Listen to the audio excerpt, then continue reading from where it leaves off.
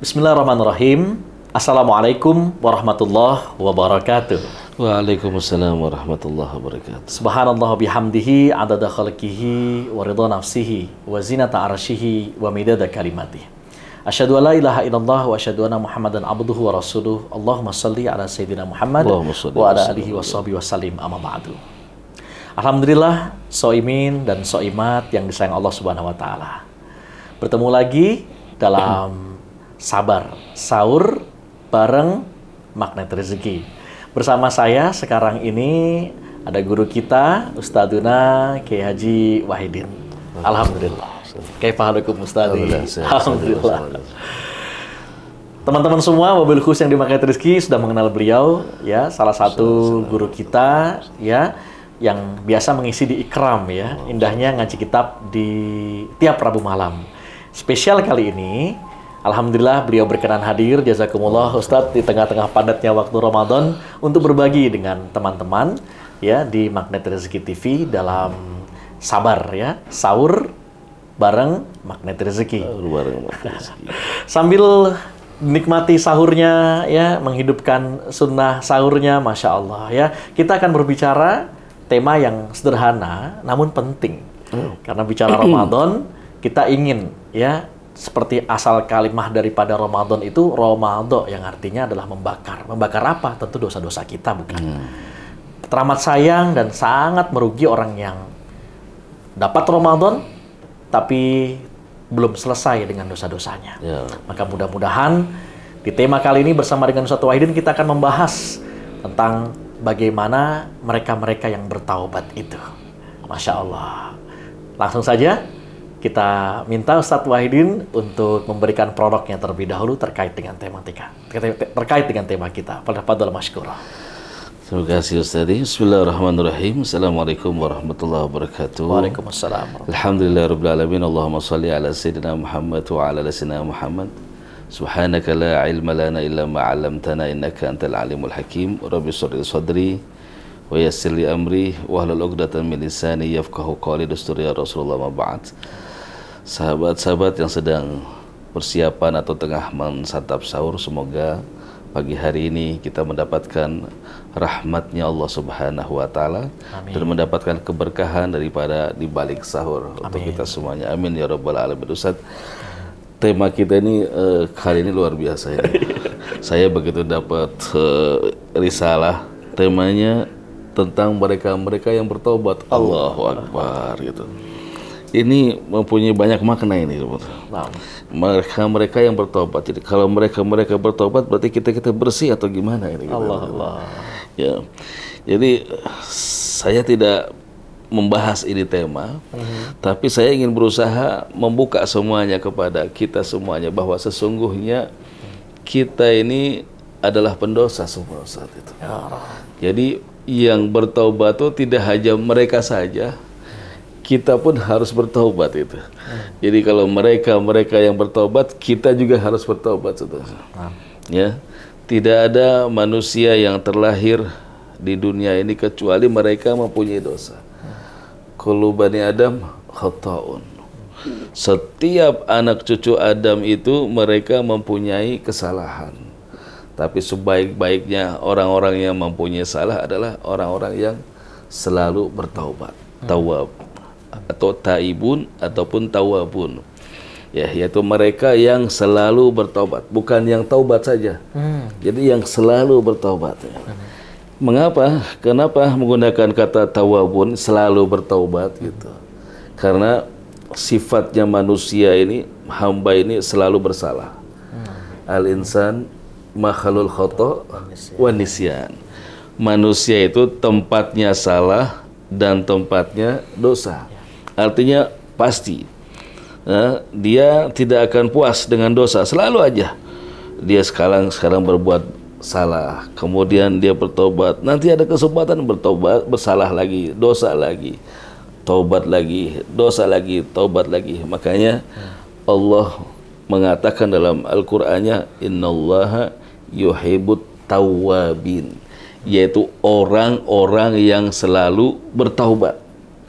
Bukan orang-orang yang bertaubat gitu. Orang-orang yang selalu bertaubat, sifatnya manusia setelah dia berbuat dosa, kemudian dia bertaubat, dia akan berdosa lagi karena dia mempunyai sifat yang bukan maksum. Gitu Ustaz. Jadi bukan maksum. Jadi kembali kita ini semuanya adalah pendosa, tapi sebaik-baiknya pendosa adalah yang selalu bertaubat kepada Allah Subhanahu wa taala. Itu mungkin prolognya. Masya Allah. Wa ma maksum ini Ustaz hanya Rasulullah yang mempunyai predikat maksum. Para anbiya, para anbiya. Para anbiya. Ngomong-ngomong soal kemaksuman, Ustaz. Semaksum-maksumnya Rasul, para anbiya, itu pun mereka tetap beristighfar kan, Ustaz. Ini sebuah tauladan bagi kita, ya, apalagi umat Muhammad SAW. Pesan apa yang bisa kita dapat terima, Ustaz, dari semaksum-maksumnya Rasul dan Nabi aja? Mereka beristighfar ya. Dan istighfar Nabi ini beda-beda nih. Nah, boleh diterangkan ke jamaah. Berbagai macam asbabnya, sebab-sebabnya ya. Nah, sebetulnya para anbiya mereka mempunyai keistimewaan maksum, yaitu mereka manusia yang terjaga daripada dosa-dosa, baik kecil, sengaja atau besar. Itu sudah menjadi kemukjizatan kemuliaan mereka.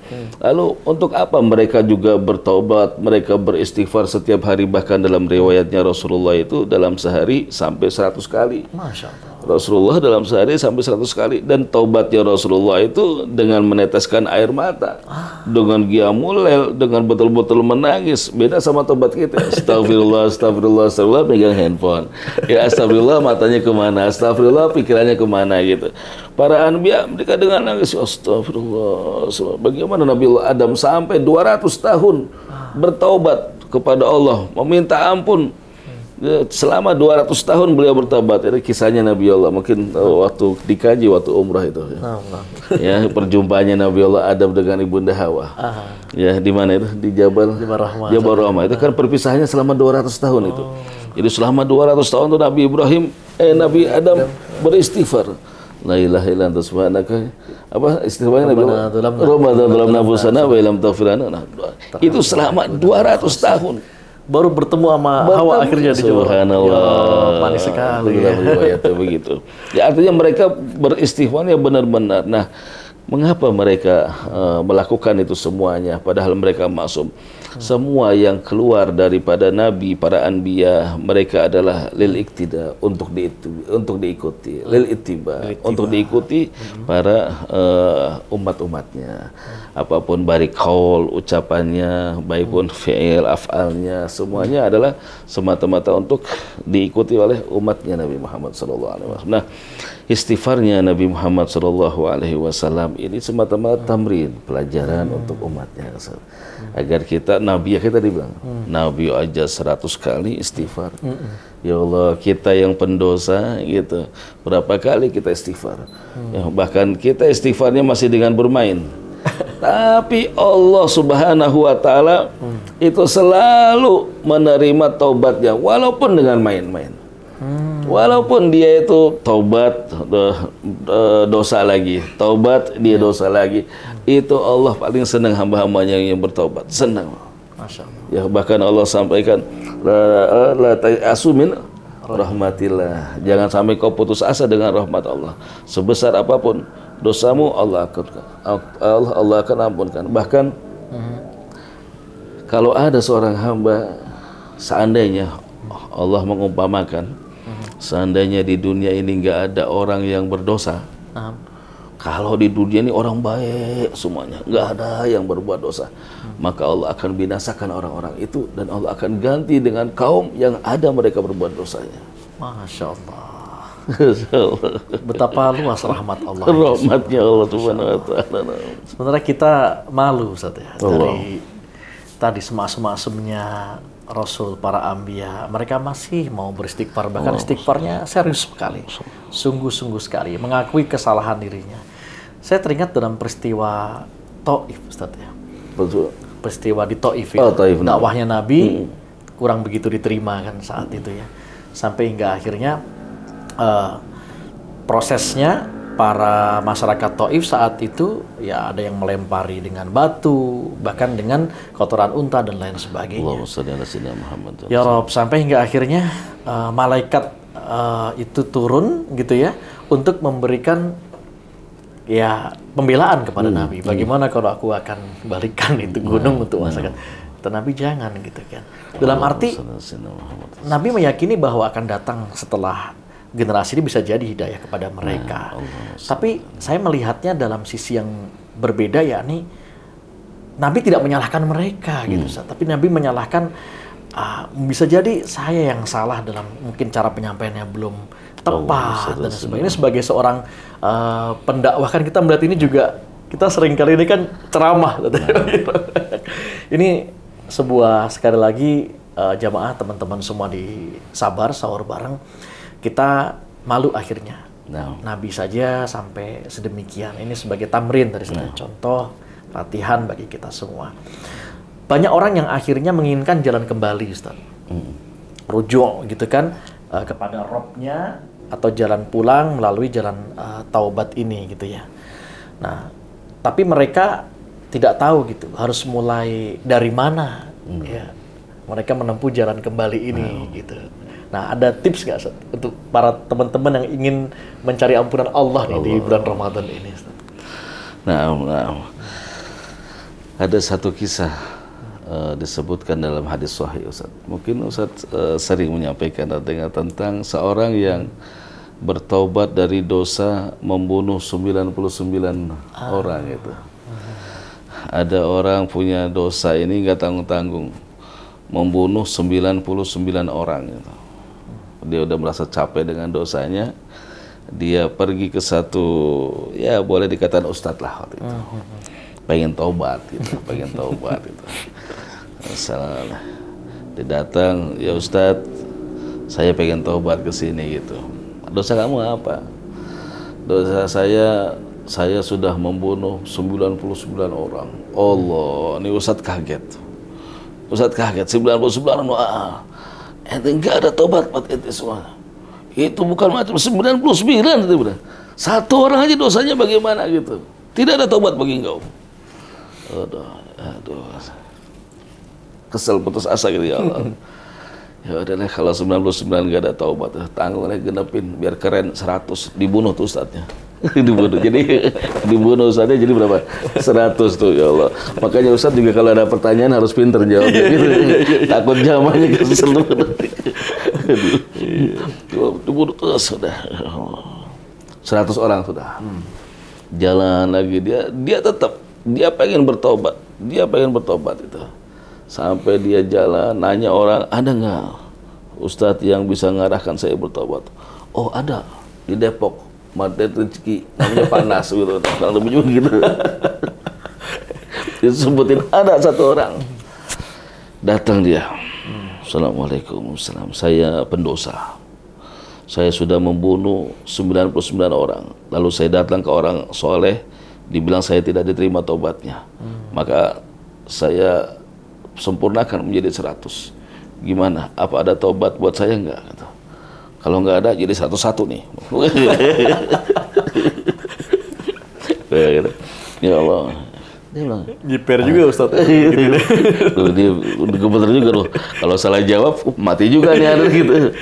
Akhirnya dia bilang, ya Allah, jangankan hanya 99, hanya 100 gitu.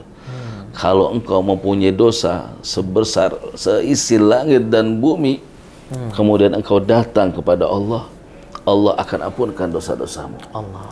Ya ibn Adam, kata Allah Subhanahu wa ta'ala, wahai anak cucu Adam, ya, lautudnibu, kalau seandainya engkau mempunyai dosa, anak-anak sama isi langit dan bumi, dosanya saking banyaknya, fastaghfartani, kemudian engkau meminta ampun kepadaku, faaghfirullah, maka aku akan ampunkan dosamu. Jangankan 99, 100, dosamu ke sana, kamu akan diampunkan.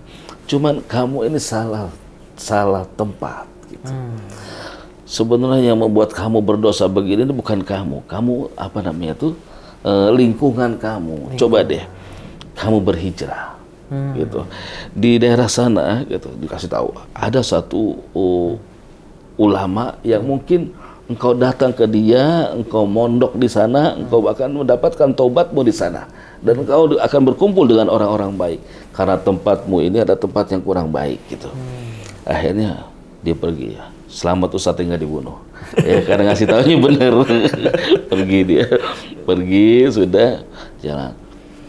Baru keluar daerah daerah tempat tinggalnya si Ustadz tadi. Nah, subhanallah, meninggal ini orang. Ya Allah. Orang si pendosa ini meninggal dunia. Datang malaikat rahmat sama malaikat adab. Kedua, yang malaikat adab datang, ini pendosa membunuh 99 plus 1 orang, 100 orang. Tidak ada maaf. Ini urusan saya. Masuk neraka. Kata malaikat rahmat, enggak. Ini orang sudah mau taubat. Gitu. Dia sudah mau taubat. Tapi kan dia baru mau, belum taubat kata malaikat. Jadi dua malaikat ini berantem. Oh, ributan. Yang satu mau masukin neraka, satu masukin surga. Nah, ini kan baru taubat. Tidak. Lalu datang malaikat rahmat. Malaikat rahmat diutus oleh Allah turun. Engkau hitung jarak mana yang terdekat. Tempat dia berbuat dosa apa tempat yang mereka akan datang itu tempat bertobatnya. Diukur sama malaikat dua ini. Subhanallah, bedanya cuma 1 jengkal. Dia lebih dekat kepada tempat yang dia akan bertobat itu. Oh, Masya Allah. Maka dia menjadi ahli surganya Allah Subhanallah. Subhanallah. Jadi kalau ditanyakan trik apa yang harus bagi seorang pendosa, ya, yang pertama dia harus mengakui sejujur-jujurnya dosanya dia. Tidak boleh ada yang tertutup. Dia harus mengaku kepada Allah, ya Allah, hamba adalah pendosa. Banyak dosa yang kami lakukan, ya Rabb. Semuanya sudah hamba lakukan, A, B, C, D. Sejujur-jujurnya. Iktiraf dulu. Nggak boleh. Nggak boleh diumpetin. Aku bahwa saya adalah pendosa, saya adalah hamba yang hina. Tapi kalau dia mengaku pendosa, tapi masih sombong, masih nggak mau menampakkan kesalahannya, dosa selama ini, ya percuma. Ya, jadi harus tambahkan dulu bahwa saya adalah orang-orang yang mengaku dengan jujur dosa kita sebesar-besarnya, apapun dosa kita, akui dulu. Ya Allah, terenungi gitu. Apa dosa yang akan kita istighfarkan? Gitu. Jadi itiraf di situ. Nah, apa ya Allah, seandainya kita pernah berbuat salah sama orang tua, atau mungkin kita pernah mabuk, atau mungkin kita ingatin, ya Allah. Nah, baru setelah itu pengakuan baru akan datang. Kalau kita sudah mengaku, maka akan muncul yang namanya an-nadam, penyesalan. Penyesalan itu tidak akan datang tanpa adanya pengakuan. Nggak mungkin. Aneh nyesel sama ente. Kenapa? Pokoknya nyesel aja. Nggak bisa gitu. Kan harus ada sebabnya gitu. Ya gitu. Menyesali atas apa gitu ya. Harus ada dulu. Astagfirullah, ya Allah. Baru penyesalan. Gitu loh. Ya. Dan yang terpenting, yang terpenting adalah apa? Yang terpenting adalah pengakuan bahwa kita ini adalah mempunyai dosa yang besar dan Allah tidak akan pernah mengampunkan, Allah tidak akan pernah menyia-nyiakan taubatnya seorang hamba. Dan Allah justru cinta kepada hamba. Jadi ini yang ketiganya, yakin bahwa Allah Maha mengampuni setiap dosanya. Bahkan Allah katakan, innallaha yaqbalu taubata 'abdin ma lam yughargir. Allah akan menerima taubatnya seorang hamba selama nafasnya itu belum sampai ke kerongkongan. Gitu. Tapi jangan juga nunggu sampai napas di tengah taubat. Ada mungkin ada satu tekniknya. Jadi yang pertama adalah penyesalan dulu, ya itiraf dulu, ya Allah, dosa saya banyak dosa. Jadi pengakuan dosa ya sejujur-jujurnya. Yang keduanya baru ada nadam, penyesalan. Penyesalan yang kedua. Ya Allah. Nah, yang ketiganya yakin. Nah, yakin ini triknya dulu ya. Yakin bahwa Allah Maha mengampunkan semua dosa-dosa kita. Masya Allah. Sebesar apapun dosa kita. Mudah-mudahan membawa mudah teman-teman yang ingin bersegera bertobat, tapi mulai dari mana? Saya udah minta ampun Ustaz, gitu kan. Tapi air mata aja nggak bisa mengalir. Nah, mungkin tips tadi memudahkan teman-teman gitu ya. Bahkan saya pernah dengar dari seorang alim menyampaikan, menangislah jika kita tidak mampu menangis gitu kan. Ada yang udah sampai Ka'bah Ustaz, minta ampun, cuman nggak bisa keluar air mata, terus curhat sama kita kan. Antum menangislah, kalau antum nggak bisa menangis, minta taubat di depan Ka'bah nggak bisa menangis. Ya memang ini Ustaz ya, proses perjalanan untuk kembali itu membutuhkan tidak semudah yang dikira gitu ya. Siapa orang yang mau, jangankan sama Allah gitu ya, sama sesama kita aja pengennya merasa benar gitu kan. Nah, itulah Masya Allah. Jadi istighfar yang benar itu ya mengakui dulu kesalahan diri. Bahkan ada ulama mengatakan istighfaruna yahtaj ilal istighfar. Istighfar kita ini yang kita lakukan masih perlu diistighfari lagi. Ya Rabbana. Istighfar kita ini masih perlu diistighfari. Kenapa ya? Karena belum dari hati istighfar kita. Allah. Jadi mungkin istighfar kita masih kejar target. Itu sebenarnya. Disuruh startnya 100 kali tiap hari. Stuck beneran Ustaz. Dengan benar. Ada kadang istighfarnya dengan niat hajat, baca istighfarnya Nabi Allah ini mudah rezeki, Nabi ini mudah jodoh. Jadi istighfarnya itu bukan buat dosa, tapi untuk mendatangkan itu dulu. Padahal terang ya bagi teman-teman yang sudah belajar di ilmu magnet rezeki, ya satu cara untuk mendatangkan rezeki ya buka perisai dulu, gitu kan. Nah buka perisai inilah yang membuat terhijabnya rezeki perisai ini adalah dosa. Fokus dulu berarti apa yang perlu yang kita perbaiki Ustaz ya. Karena Allah punya kunnya, mudah bagi Allah untuk menurunkan apa yang menjadi hajat kita. Tapi fokus aja dengan apa yang perlu kita perbaiki, bukan apa yang Allah sanggup lakukan. Caranya dengan bertaubat mumpung di bulan Ramadan. Masya Allah. Nah Ustaz, di Magnet Rezeki Center ini kita ada slogan Maktabuna Matabuna Ustaz. Maktab itu adalah kantor. Matab kita tahu makan taubah gitu ya, tempat kembali atau tempat bertaubat. Karena banyak orang yang mungkin sekarang masih ngantor nih teman-teman lihat, atau bekerja, bermuamalah, ya bahkan berdagang. Padahal bulan Ramadan. Beda kalau di negeri Arab sana orang fokus aja ibadah gitu kan, berbagi segala macam. Nah kita coba ambil slogan ini karena tradisi kita Ramadan masih kerja. Ya diselip-selipi di Magnet Center masih enak. Boleh kajian, dikasih bahkan kajian kita support setiap hari, tiap pagi nih teman-teman nih dapat tahsin Ustaz. Seneng ya. Luaran sana sholat aja nggak mudah. Kerja harus tetap kerja. Ya waktu nggak ada dispensasi. Ya terawih lewat. Teramat disayangkan. Maka tips Ustaz, bagaimana Ustaz biar teman-teman yang sekarang ini masih ngantor, dagang gitu kan, ya agar mereka juga bisa nggak sih mereka ini dapat melalui jalan taubatnya juga gitu. Meskipun mereka kegiatannya sehari-hari tetap dilakukan gitu. Nah, subhanallah, alhamdulillah kita ini ada di bulan yang agung. Bulan yang agung ini, kalimat agung ini bukan kita yang mengagungkan, tapi Allah yang mengagungkan. Ada saya sampaikan selalu di mukadimah Ramadan, kajian Ramadan, bahwa Rasulullah sebelum datangnya Ramadan beliau berkhutbah, memberikan motivasi kepada umatnya, bahwa beliau katakan qad adhallakum ya ayuhan nas, qad adhallakum syahrun azimun mubarakun, wahai manusia, telah menaungi kalian bulan yang agung, bulan yang penuh dengan keberkahan. Nah, ini kalimat pertama yang disampaikan oleh Rasul dalam khutbah, bulan yang agung. Artinya bulan puasa ini Allah mengagungkan, Rasulullah mengagungkannya. Gitu.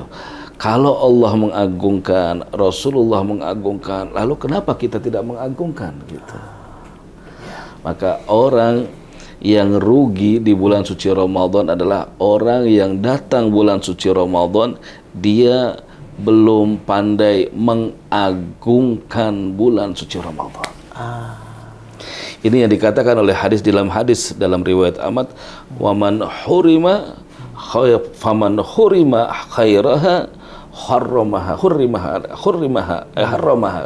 faman hurima khairuha harramaha. Itu hadis terakhir di riwayat Imam Ahmad kalau nggak salah itu. Barang siapa yang diharamkan di dalam mengagungkan bulan suci Ramadan, maka Allah akan haramkan dia mendapatkan keagungan bulan suci Ramadan. Jadi simpelnya, siapa yang mengagungkan bulan Ramadan, dia akan diagungkan oleh Allah. Siapa yang meremehkan bulan Ramadan, dia akan diremehkan oleh Allah. Siapa yang mengecilkan bulan Ramadan, dia tidak akan mendapatkan keagungan bulan suci Ramadan. Masya Allah. Gitu. Nah, jadi bagi kita yang menjumpai bulan suci Ramadan dan kita merasa bersyukur dengan bulan suci Ramadan, dia pasti akan berupaya menjauhkan dari perbuatan-perbuatan dosa di bulan suci Ramadan. Jadi jika ada tadi pertanyaan atau kajian bilang bagaimana buat teman-teman yang di dalam bulan suci Ramadan ini, mereka masih ingin mengagungkan gitu, tapi sementara kondisinya dia bekerja, dia harus begini. Kita kembali kepada diri kita. Yang tahu diri kita adalah diri kita, Ustaz. Yang tahu diri kita adalah diri kita. Mungkin saya ngelihat fulan santai, ternyata dia banyak kerjaan. Melihat saya santai, ternyata juga banyak kerjaan gitu. Jadi yang tahu adalah diri kita. Yang terpenting poinnya adalah selama bulan suci Ramadan, kita jangan sampai menjadi orang yang rugi, Ustaz. Orang yang rugi, yaitu orang yang datang Ramadan dia nggak dapat apa-apa dari Ramadan. Ya, bahkan datang Ramadan dia tidak bisa mengagungkan, menjadikan bulan Ramadan ini beda. Ini bahaya sekali. Jangan sampai bulan suci Ramadan hadir di tengah-tengah kita laksana bulan biasa, nggak ada semangat buat kita ibadah, nggak ada semangat buat kita nambah Qur'annya, nggak ada semangat buat kita qiyamul lailnya, nggak ada semangat buat jaga lisannya, nggak ada semangat buat jaga telinganya. Ini orang yang rugi. Ini yang orang rugi. Yang dikhawatirkan orang ini ada dikisahkan dalam hadis al-athar ya, hadis yang diriwayatkan oleh sahabat, itu dibilang di hari kiamat nanti akan ada segolongan manusia datang menjumpai Nabi Muhammad SAW dan beliau meminta syafaat Nabi Muhammad SAW ya, karena beliau sudah divonis untuk masuk ke dalam neraka. Dia minta pertolongan Nabi Muhammad, dia merasa umatnya, lalu datang, ya Rasulullah syafi'ni, ya Rasulullah berikan aku syafaat. Rasulullah bertanya kepada malaikat, ya Rasulullah, ya wahai malaikat, madan buhadar rajul, wahai malaikat, apa dosanya orang ini? Gal dikatakan ini fulan, dia telah berbuat kesalahan, berbuat maksiat di bulan suci Ramadan sehingga membuat murka Allah Subhanahu wa taala gitu. Lalu Rasulullah angkat tangan, saya lepas tangan daripada orang-orang yang berbuat dosa di bulan suci Ramadan dan membuat marah Allah Subhanahu wa taala. Jadi orang yang berbuat dosa di bulan suci Ramadan, dia tidak akan mendapat syafaatnya Nabi Muhammad SAW. Karena urusan dia dengan Allah Subhanahu wa taala gitu. Urusannya dengan Allah. Nah, sebaliknya orang yang mengagungkan bulan suci Ramadan, ada disebutkan dalam kitab dalam catatannya Said Muhammad bin Abdul Al-Haddar, kitab yang kita kaji itu. Dia bilang dulu ada satu pemuda namanya Muhammad, tapi nggak sholat. Namanya Muhammad, nggak pernah sholat, nggak pernah ibadah, nggak pernah puasa. Dia pokoknya namanya Muhammad, puasa Senin nggak pernah. Ya, namanya Muhammad. Wes nakal nih Muhammad. Muhammad ini nakal. Tapi Muhammad ini begitu datang bulan Ramadan, dia tinggalkan semuanya. Wow. Dia tinggalkan semuanya. Begitu datang Ramadan, dia membeli baju yang bagus, sarung yang bagus, minyak yang wangi. Dia selalu berbuat kebaikan. Dia sholat dengan wangi harum gitu. Ya, sholat dengan kain sarungnya, dan dia membaca Al-Quran, dia iktikaf, dia puasa, sampai dia ajak-ajak, tobat ente tobat gitu, Muhammad tobat tuh, Muhammad biasa dia ajak-ajak gitu. Dia tidak peduli itu semua. Yang ada di dalam hatinya bahwa bulan Ramadan adalah bulan yang diagungkan oleh Allah Subhanahu wa taala. Bulan Ramadan adalah bulan Allah mengampunkan dosa-dosa hambanya. Itu aja yang di hatinya. Gitu. Oke, saya Ramadan, subhanallah. Ramadan berlalu, meninggal ini Muhammad. Meninggal ini Muhammad. Kemudian dimimpikan oleh seorang saleh di situ, berjumpa dengan Muhammad dan katakan, ma fa'ala rabbuka bika? Apa yang Allah Tuhanmu lakukan padamu? Allah telah mengampunkan dosa-dosaku karena aku mengagungkan bulan suci Ramadan. kisah yang masyhurnya lagi tentang kisah wanita yang Majusi, Ustaz, penyembah api itu yang anaknya puasa, anaknya makan di luar bulan Ramadan, kemudian dipukul sama ibunya. Dipukul. Ya kenapa? Karena dia makan. Akhirnya dipukul, ketahuan sama tetangganya, kenapa kau pukul anak kecil makan di luar gitu. Ini anakku ini makan di luar tidak menghargai orang-orang yang sedang puasa gitu. Makanya aku marahi dia, aku pukul ini orang. Subhanallah, karena pengagungan pada bulan Ramadan ini Majusi mendapatkan hidayah, dia masuk Islam, tidak lama dia meninggal dan menjadikan ahli surga. Kenapa? Pengagungan bulan suci. Pengagungan bulan suci Ramadan. Masya Allah. Cerita yang menarik sekali, ya. Sambil diambil hikmahnya, sambil terus makan sahurnya, dan terus minta ampunan sama Allah Subhanahu wa Ta'ala. Alhamdulillah, Ustadz Wahidin tadi sudah menyampaikan banyak hal ihwal terkait dengan mereka yang bertaubat. Pada akhirnya, bukan hanya mereka, kita semua, Ustadz, semua harus bertaubat. Kita melalui jalan taubat kita. Bahkan sampai di kantor, dalam kita berdagang, bekerja pun, kita jadikan sebagai mata buna, sebagai makanut taubah kita. Tadi bicara tempat. Kita bicara waktu sekarang. Waktu utama kita tahu adalah bulan Ramadan. Dari sekian banyak waktu. Keutamaan Ramadan, Masya Allah. Allah yang paling utamanya di bulan Ramadan ini akan mengampuni dosa-dosa kita. Bahkan sedekah pun yang paling utama, kata Rasulullah, adalah sedekah di bulan Ramadan dalam hadis riwayat Tirmidzi. Sahabat saat itu bertanya, kapan sedekah yang terbaik? Yakni sedekah saat di bulan Ramadan. Maka mudah-mudahan sedekah kita pun sebagai bagian, ya, para jamaah untuk mendapatkan ampunan dari Allah Subhanahu wa Ta'ala. Nah, Ustadz Wahidin, erat kaitannya dengan kita sebagai taubaters nih, atau taubaholik. Kita kadang atau seringkali kepo nih, Ustadz, ya. Bila mana ya Allah itu mengampuni dosa-dosa saya?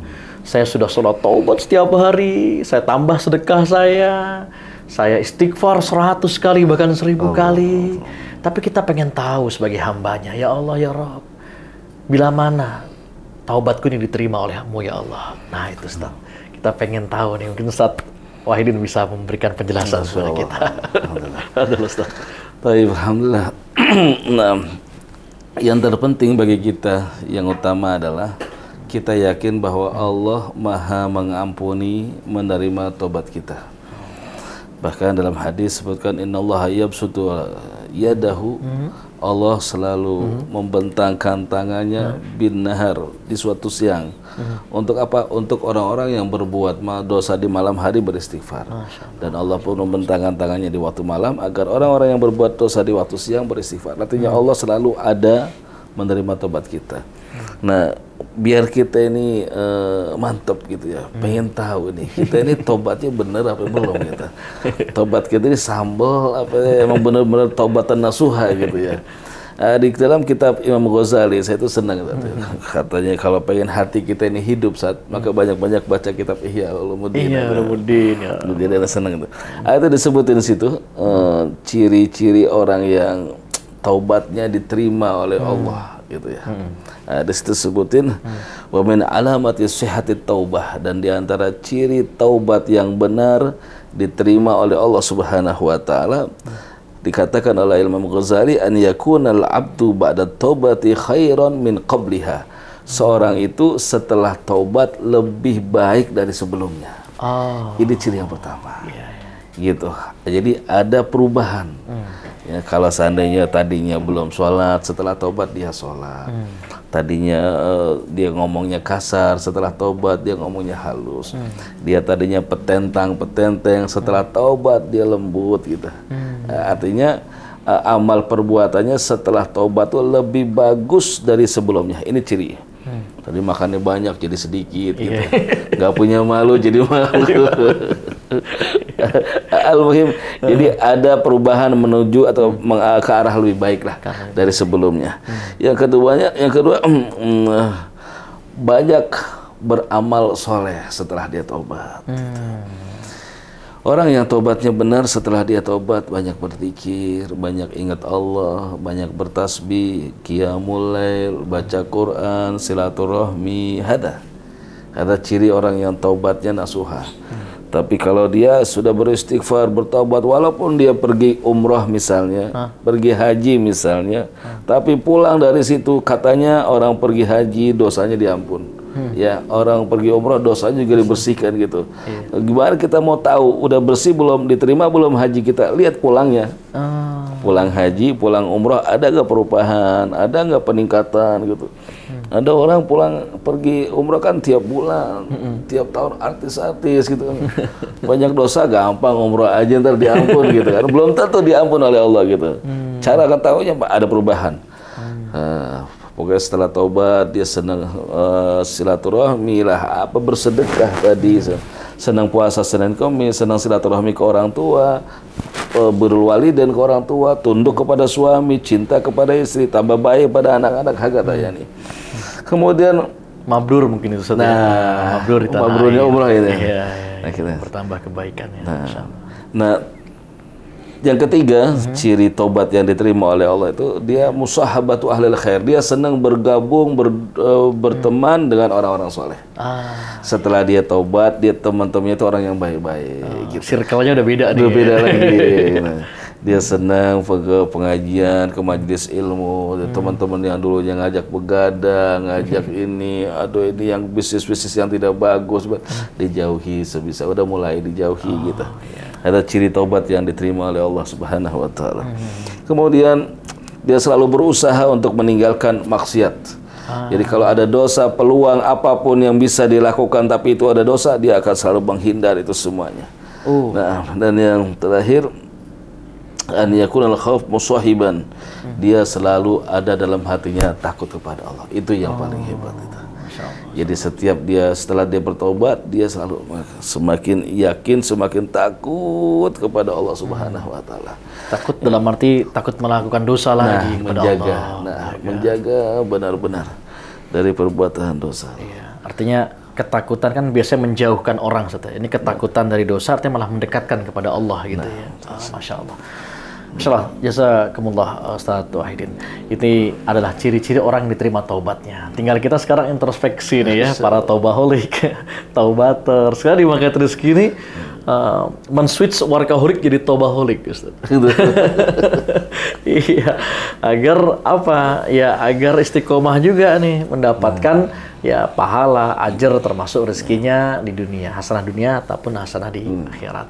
Nah, Ustaz, erat kaitannya rezeki dengan membuka perisai rezeki atau ampunan, mendapatkan ampunan dari Allah Subhanahu wa taala. Seorang kiai yang sangat wara, Yai Abu Ya Mufassir pernah menyampaikan, bahkan dalam sebuah hadis kalau tidak salah ya, istighfar itu terjadi berizq. Istighfar itu menyedot rezeki gitu katanya beliau, ini bahkan bisa jadi peruri katanya. Peruri gimana ya? Maksudnya perusahaan percetakan uang Indonesia. Asal istighfarnya yang benar katanya. Ini Ustaz. Saya yang sampai sekarang masih terus kita sama-sama gali gitu kan. Nah, istighfar yang nyedot rezeki ini yang seperti apa sih gitu kan. Sedangkan kita makhluk yang terus berdosa gitu kan. Apakah kita betul-betul bisa sampai ke dalam derajat apa ya, kemaksuman nggak mungkin. Tapi kalau mau ke kewalian juga, masya Allah, prosesnya nggak semudah yang dikira. Nah, lantas bagaimana akhirnya kita mendapatkan rezeki dengan cara-cara ajaib hanya dengan bekal istighfar itu? Boleh Ustaz dijelaskan? Allahumma shalli ala sayyidina Muhammad. Seperti tadi saya bilang, Ustaz. Istighfaruna yahtaj ilal istighfar. Istighfar kita ini masih butuh istighfar lagi. Itu yang menjadi kadang-kadang istighfar kita masih menghijab semua yang sudah dijanjikan Allah Subhanahu wa taala. Istighfar yang diharapkan oleh Allah adalah istighfar yang datang dari hati, menyesal, kemudian dia berjanji untuk tidak mengulangi lagi, kemudian dia betul-betul bertaubat kepada Allah. Istighfar yang dimau dari Allah Subhanahu wa taala. Kemudian itu di antara syarat-syaratnya taubat, Ustaz. Ini ya, dia harus betul-betul menyesal atas sebuah perbuatan dosa, untuk berjanji untuk tidak mengulanginya, azmnya nih. Ya, kemudian setelah itu dia mengisi hari-harinya dengan amal-amal soleh. Ini yang dimau oleh Allah.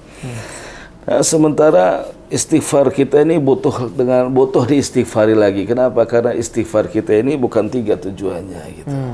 Kebanyakan istighfar kita ini ya ada udang di balik bakwan gitu. Iya. Ada udang di balik bakpao gitu kadang-kadang. Ya, kita membaca ini nah. Sebetulnya itu janji Allah, innallaha la yukhliful mi'ad.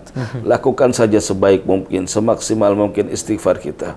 Apapun yang Allah sampaikan melalui lisan Rasulullah tentang dahsyatnya istighfar, luar biasanya istighfar, karena semua yang menghambat datangnya pintu rizki, pintu ma'rifah, pintu barokah, pintu cahaya, pintu ilmu, yang menutup semuanya adalah dosa, Ustaz. Semuanya dosa yang menutup.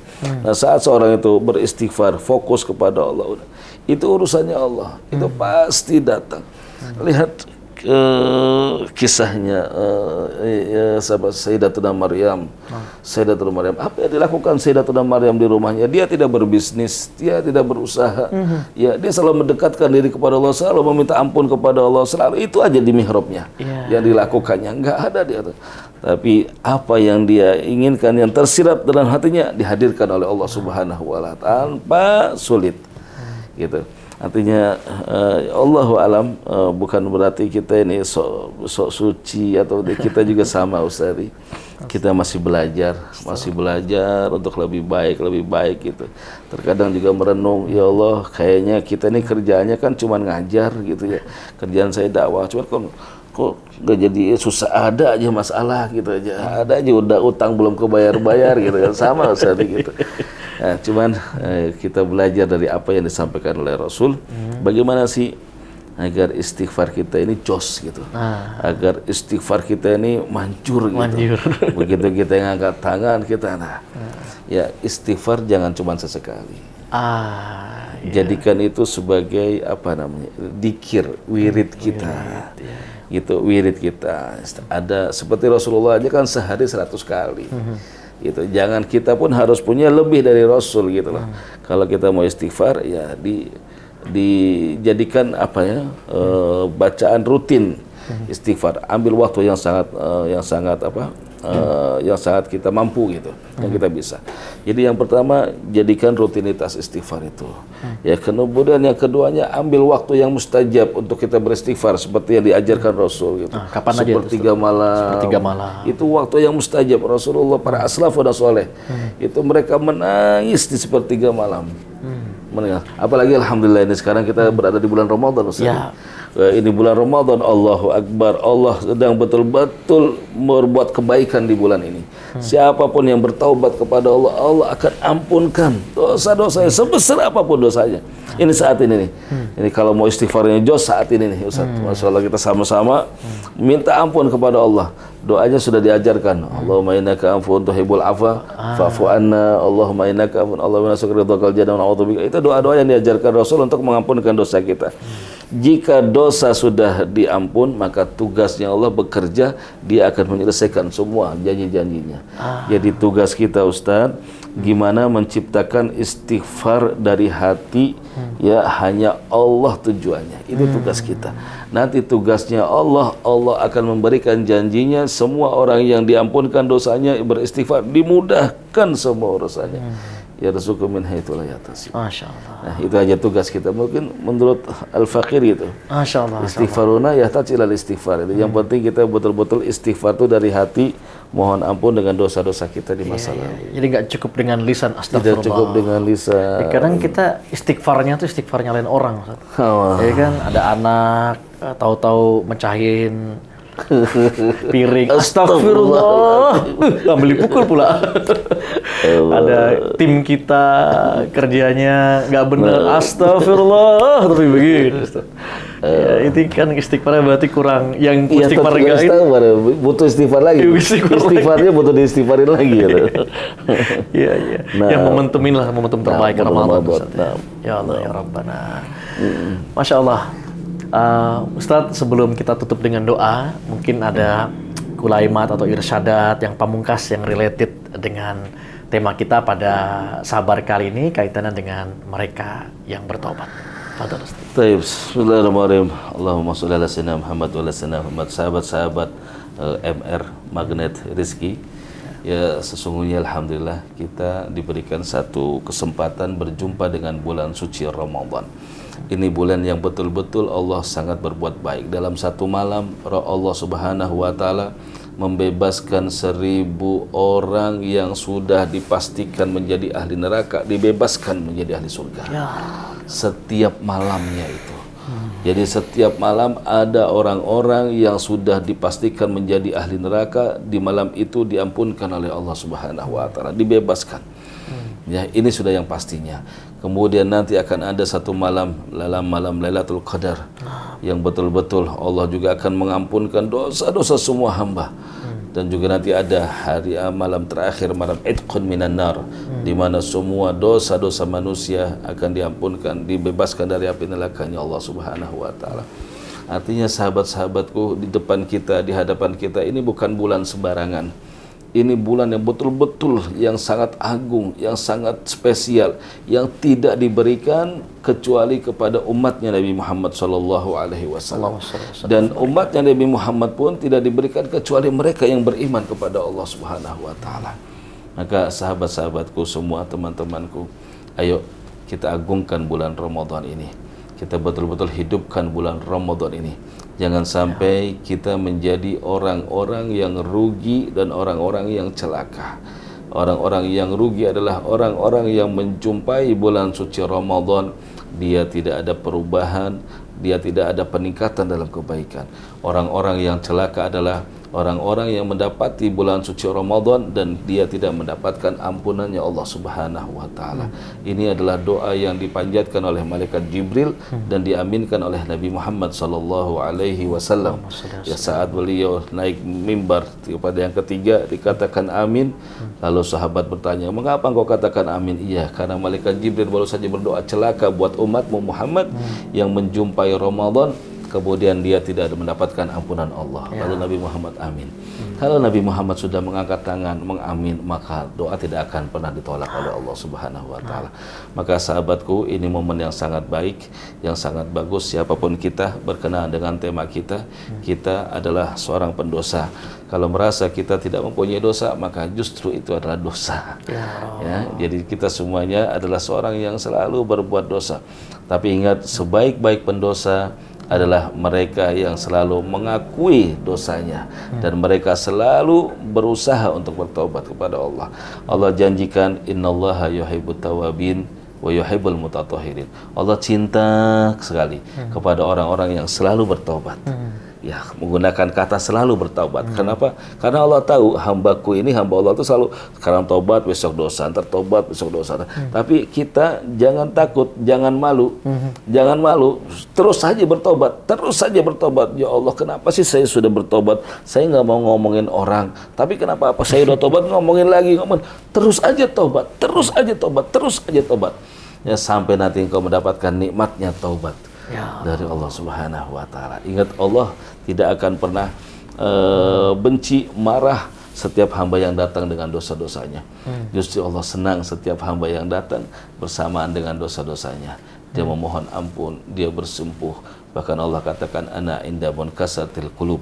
Aku berada di antara hati hamba-hambaku yang hancur. Hati hamba-hambaku yang menangis, hati hamba-hambaku yang sedih dengan dosa-dosanya.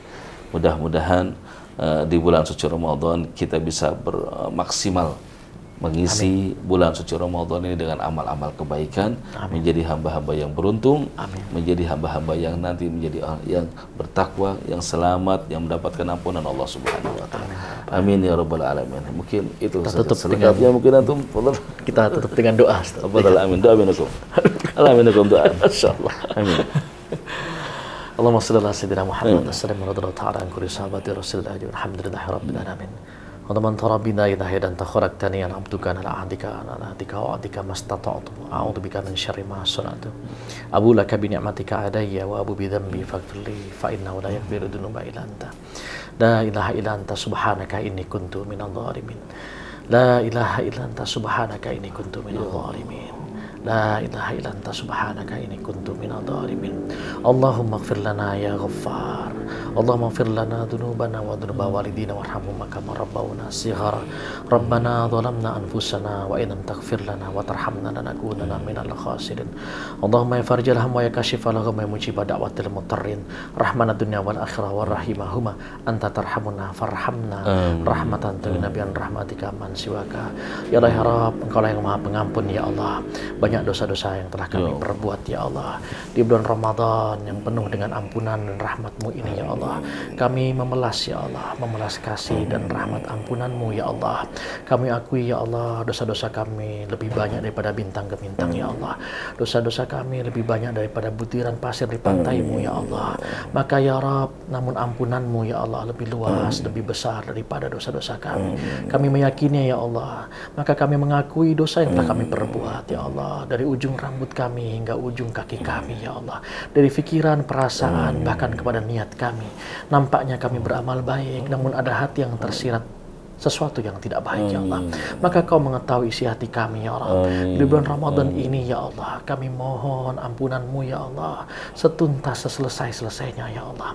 Ya Allah ya Rabb ya Rahman ya Rahim, ampunilah pula ya Allah, dan jagalah, perbaikilah pula ya Allah orang tua kami, guru-guru kami, saudara-saudara kami, keluarga kami, dan seluruh unsur yang ada di sekeliling kami, termasuk hubungan antar kami ya Allah. Birahmatika ya Arhamar Rahimin. Rabbana atina fid dunya hasanah wa fil akhirati hasanah wa qina adzabannar. Subhana rabbika rabbil izzati amma yasifun wa salamun ala mursalin alhamdulillahi rabbil alamin. Sirul Fatihah. Maliki yaumiddin, iyyaka na'budu wa iyyaka nasta'in, ihdinas siratal mustaqim, siratal ladzina an'amta 'alaihim ghairil maghdubi 'alaihim waladdallin. Amin ya rabbal alamin. Alhamdulillah. Terima kasih sahabat sabar sahur bareng Makan Rizki. Semoga Allah menerima saum kita dan semoga Allah Subhanahu wa taala memberkahi seluruh jalan kehidupan kita. Jazakumullah khair jaza pada Ustadz Wahidin. Semoga Allah senantiasa memberkahi antum sekeluarga. Amin. Kita jumpa lagi dalam sabar yang akan datang, solusi Ramadan ajaib bersama Magnet Rizki. Alafu minkum. Assalamualaikum warahmatullahi wabarakatuh.